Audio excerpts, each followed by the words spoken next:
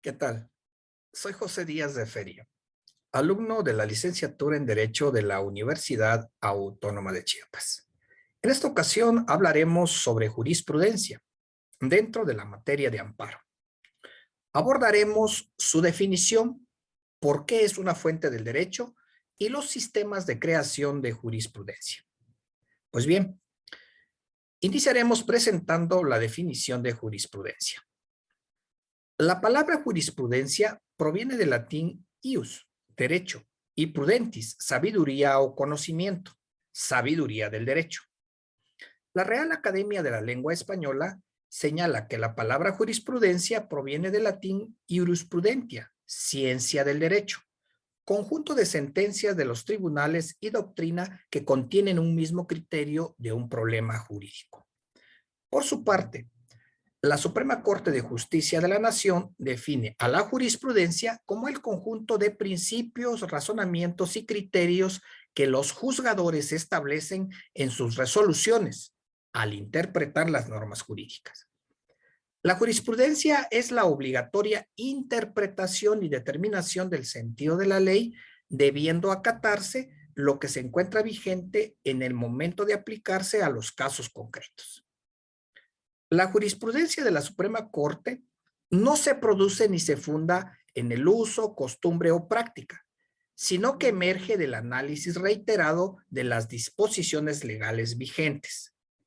La jurisprudencia es fuente de derecho. De ahí procede su obligatoriedad en los términos del artículo 193 bis de la Ley de Amparo. La Suprema Corte de Justicia de la Nación y los tribunales colegiados de circuito, al sentar jurisprudencia, no solo interpretan la ley y estudian los aspectos que el legislador no precisó, sino que integran a la norma los alcances que, sin estar contemplados claramente en ella, se producen en una determinada situación. Es importante mencionar que en el Poder Judicial de la Federación pueden emitir jurisprudencia obligatoria el Pleno y las salas de la Suprema Corte, la Sala Superior y las salas regionales del Tribunal Electoral del Poder Judicial de la Federación, los plenos de circuito y los tribunales colegiados de circuito. ¿Por qué la jurisprudencia es una fuente del derecho? La jurisprudencia es una fuente formal del derecho, consistente en la interpretación válida y obligatoria de la ley que hacen los órganos jurisdiccionales competentes del Poder Judicial Federal, con el objeto de desentrañar su sentido y dar a la norma preexistente los alcances que, sin estar contemplados claramente en ella, se producen en una determinada situación.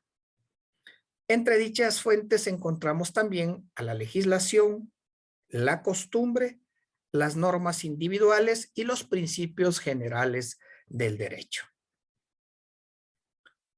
¿Cuáles son los sistemas de creación de jurisprudencia? El primero, por reiteración de criterios. La jurisprudencia se integra por el criterio contenido en 5 sentencias resueltas en el mismo sentido, no interrumpidas por otra en contrario y emitidas por un mismo órgano jurisdiccional. Para ello, también se requiere una votación calificada en cada resolución que integre la jurisprudencia, de acuerdo al órgano jurisdiccional que la emita. Para el tribunal en pleno se necesita un mínimo de 8 votos. Para las salas, de por lo menos 4. Y en los tribunales colegiados de circuito se requiere unanimidad de votos, de conformidad a lo establecido en los artículos 94, párrafo octavo de la Constitución Federal, 192, párrafo segundo y 193, párrafo segundo de la Ley de Amparos. Número 2, por unificación de criterios. Tiene como finalidad preservar la unidad de interpretación de las normas que integran el orden jurídico nacional al decidir las tesis que deben prevalecer como jurisprudencia obligatoria. Cuando existen criterios divergentes sustentados por tribunales colegiados o por salas del máximo tribunal en torno a un mismo problema legal, sin que se afecten las situaciones jurídicas concretas derivadas de las sentencias dictadas en los juicios en que se emitieron los criterios contradictorios. Por lo tanto, la contradicción de tesis no constituye un recurso de aclaración de sentencia ni de revisión, sino una forma de integración jurisprudencial conforme a las fracciones 8 y 9 del artículo 107 de la Constitución Política de los Estados Unidos Mexicanos, con relación con el numeral 197A de la Ley de Amparo.